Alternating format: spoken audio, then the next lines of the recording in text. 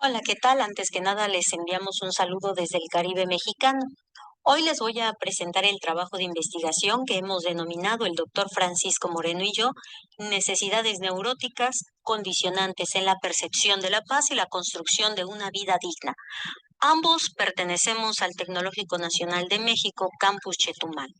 Déjenme comentarles que este trabajo aborda la percepción que tienen los individuos para la construcción de la paz como condición para mantener relaciones de armonía con los demás, y el objetivo consistió en caracterizar cómo se internalizan los valores para tener la percepción de paz.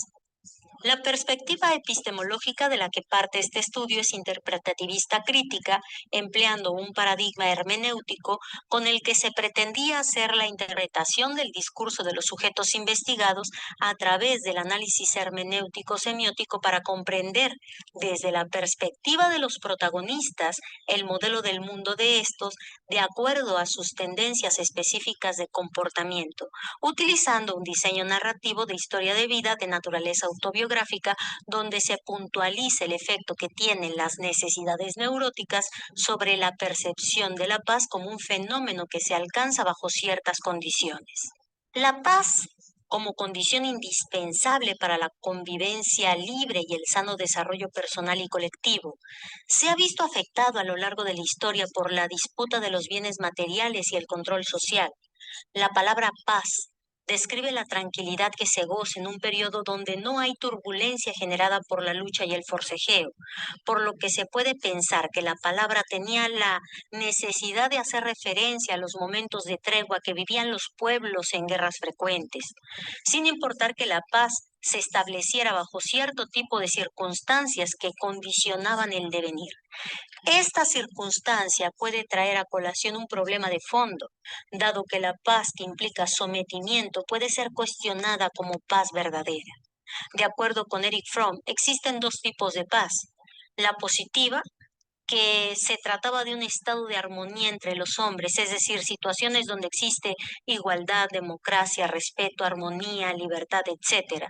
Y en un sentido negativo, la paz era entendida como la ausencia de guerra o no utilización de la fuerza para lograr ciertos fines, es decir, ausencia de violencia, ausencia de miedo, alejados de la ignorancia, el rencor, inseguridad, etcétera. Esto es importante porque la paz es un término que se aplica al estado interno que se aspira y se alcanza como resultado de relaciones interpersonales libres de toxicidad, como resultado del alineamiento entre el sentido del deber y el deseo. Y también hace referencia a un estado espiritual superior donde la armonía entre el ser y la naturaleza tienen su desenlace en la unidad total de lo existente. En el discurso eterno de la humanidad, la paz surge como condición anhelada de la naturaleza de su ser en el mundo, sea en la búsqueda de su esencia o en el encuentro con el otro. Si se entiende la paz como condición sine qua non para experimentar serenidad, bienestar, estabilidad, seguridad y sosiego. La paz es una aspiración fundamental del ser humano que tiene un valor absoluto, dado que entender la paz de manera condicionada o en términos relativos es un engaño, una mentira. Hablar de paz es hacer mención a la condición universalmente deseada entre los pueblos del mundo, los vínculos interpersonales y en el interior de las personas. Históricamente se ha tratado de proteger la paz con amenazas de guerra, siendo que el fin último deseado es alcanzar la paz. Sin embargo, Gandhi, dentro de la perturbación de la explotación, aseguraba que la paz es el método que se aplica para un resultado y no el resultado de un método aplicado. Hay que tener en cuenta que las necesidades neuróticas se caracterizan por dos cosas. Una, por ser inconscientes y dos, por ser compulsivas. Por esta razón, Karen Horney decía que son una caricatura de los valores humanos, a los que se asemejan la falta de espontaneidad y de sentido. Con base a estas reflexiones surgió la pregunta: ¿cómo se interpreta la paz a partir del sistema de creencias construido a partir de las necesidades neuróticas? Este trabajo se fundamentó en el modelo de Karen Horney, que habla sobre los aspectos psicológicos explicativos de la conducta humana, donde las necesidades neuróticas que tiene una persona predispone su percepción de la realidad al ser la forma como la interpreta. Del mismo modo, se utilizó el metamodelo propuesto por Bandler y Grinder, inspirado en la gramática transformacional de Chomsky, para brindar el aseguramiento sobre la naturaleza profunda de la estructura del lenguaje, yendo más allá de la estructura de superficie del discurso. Con respecto al procedimiento, se contemplaron 4 fases. La fase preparatoria, donde se adecuaron los tiempos, espacio, instrumento y personas con las que se iba a trabajar, en general el contexto de estudio. Es un proceso transversal retrospectivo. El estudio se realizó con una muestra por conveniencia de 500 personas mayores de edad entre 18 y 60 años con diferentes condiciones sociales, religiosas y académicas. En la fase 2 de trabajo de campo se llevó a cabo el proceso de levantamiento de información. En la fase 3 analítica, se ha realizado un proceso de codificación, clasificación y análisis de los datos. Aquí me quiero detener porque en estas 2 fases es donde se centró nuestro trabajo.